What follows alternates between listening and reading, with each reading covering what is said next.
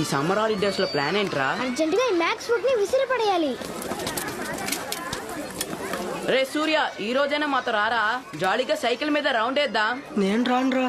రే వాడు రాడురా, అర్జుడు వాళ్ళ నాన్న రిస్క్రామలింగ్ వచ్చేసాడు. సరేరా మనం వెళ్దాం. స్కూల్ బిల్ కొట్టి. ఏంట్రా సైకిల్లో తిరుగుదాం రమ్మన్నారా?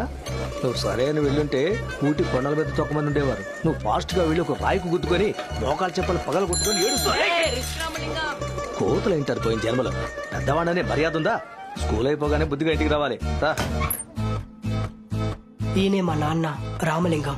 ఏ క్షణమైనా ఏవైనా జరగచ్చని ఎప్పుడు భయపడుతూ ఉంటారు. ఏ పని చేయాలన్నా అందులో ఎంత రిస్క్ ఉంటుందని ఆలోచిస్తూనే ఉంటారు. అందుకే ఆయన అందరూ రిస్క్ రామలింగం అని పిలుస్తారు. మా నాన్న గొప్పతనాన్ని చెప్పుకుంటూ పోవచ్చు. అంతెందుకు, గుళ్ళో అందరు కొబ్బరికాయ ఎలా కొడతారు, కానీ మా నాన్న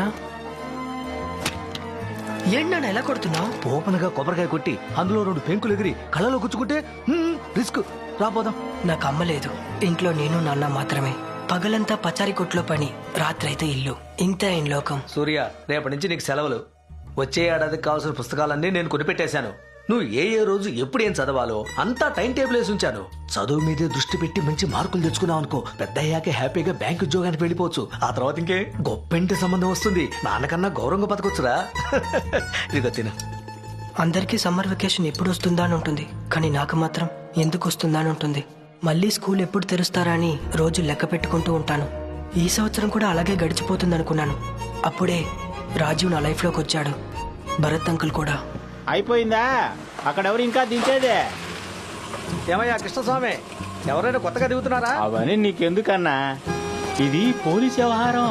పోలీసు వ్యవహారమా? అయ్యో, ఇంతకు మించి ఇంకేం అడగను. నీ పెళ్ళ పిల్లలు ఎలా ఉన్నారు? అందరూ బానే ఉన్నారన్నా, కానీ నేను పోలీసు ఉన్నాని నువ్వు ఇంటి పక్కకే రావట్లేదు కదన్నా. అరే పో అన్నా. నాన్న ఎవరిల్లు నాన్న ఇది? రేయ్, అది నీకు అనవసరం. వీడే రాజీవ్. నా క్లాస్ లోనే జాయిన్ అయ్యాడు. వీళ్ళ నాన్న భరత్ కళ్యాణ్ ఐపీఎస్, ఒక రిటైర్డ్ సిబిఐ ఆఫీసర్.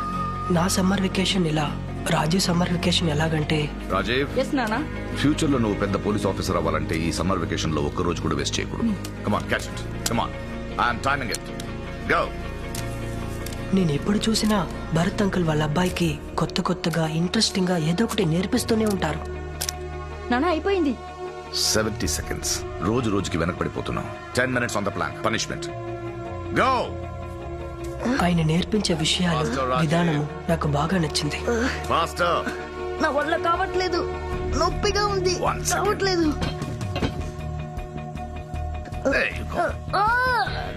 నొప్పిగా ఉంటుందిరా. నొప్పిని భరించేవాడే లైఫ్ లో గెలవగలుగుతాడు. అప్పుడే శత్రువుకి ఆ నొప్పిని ఇవ్వగలడు. నాన్నలు ఇలా కూడా ఉంటారా అని నాకు ఆశ్చర్యం వేసింది. అవన్నీ నాకు నేర్చుకోవాలనిపించింది. ఒకరోజు వాళ్ళ ఇంట్లో ఎవరు లేనప్పుడు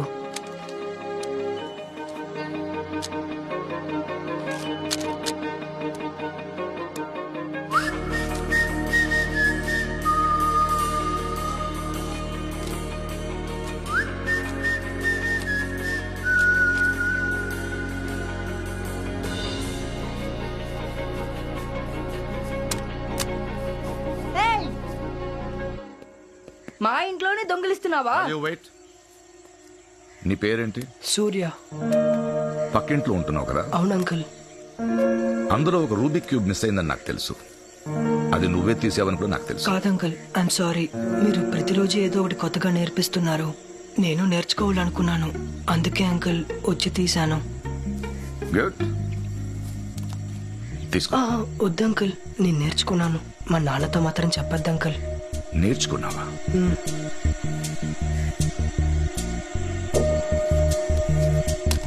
రాజు కవి పట్టుకో.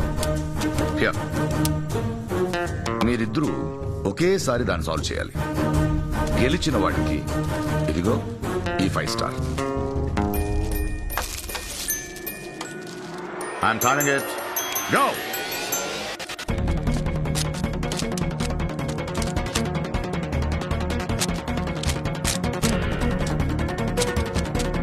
నాన్న అయిపోయింది. 53 seconds. 62 seconds ఇంతవరకు నా బెస్ట్. ఈ రోజు 9 seconds ఇంప్రూవ్మెంట్.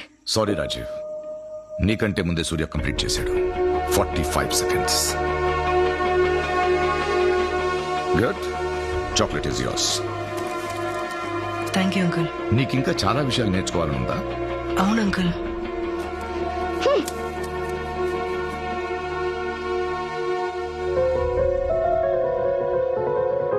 ఏమైంది నీకు? నాకు నచ్చలేదు. రేపటి నుంచి నాకు ఈ ట్రైనింగ్ వద్దు. Rajiv, what's your problem? 1 minute లో కంప్లీట్ చేశాను. నన్ను మెచ్చుకోకుండా వాడికి చాక్లెట్ ఇచ్చారు.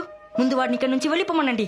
నేనే కదా మీ అబ్బాయిని. ఇన్ని రోజులు నాకు మాత్రమేగా నేర్పించారు. నేనేం చేసినా నీ మంచి కోసమే చేస్తాను.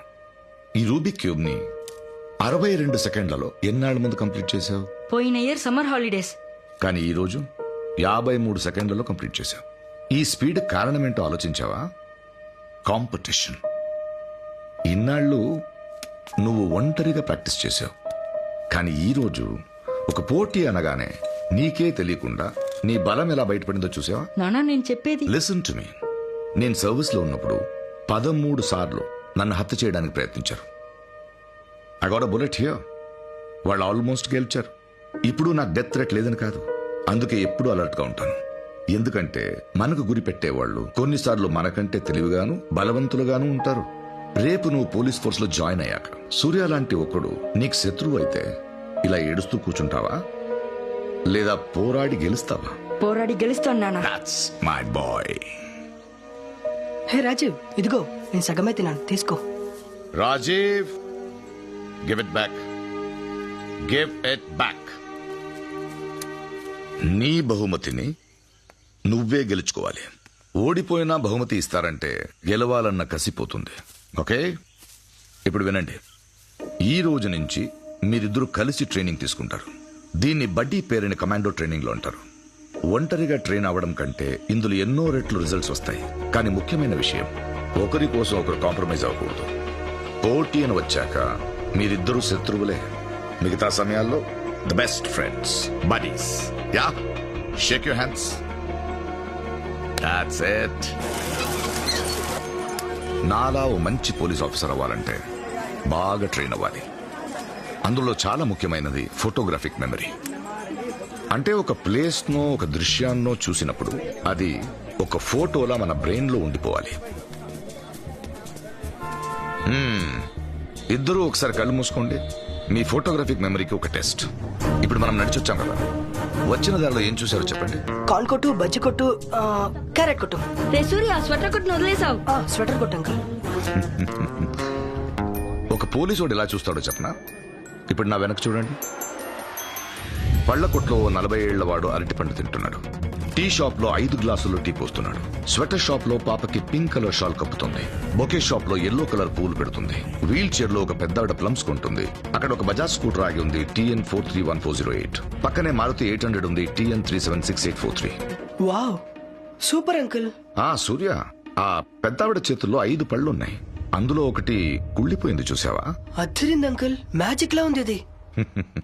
వేదిక కింద నుంచి చూస్తే అంతా మ్యాజిక్ లాగే ఉంటుంది. కానీ శ్రమ, కఠినమైన శిక్షణ తీసుకుంటే ఎవరైనా మ్యాజిషియన్ అవ్వచ్చు. ఇప్పుడు నేను ఏం చేయమన్నా ఎందుకని ప్రశ్నించకుండా కాన్సన్ట్రేట్ చేసి మరి ట్రైనింగ్ తీసుకుంటే you can become that. Are you both ready? Ready uncle. Ready నానా.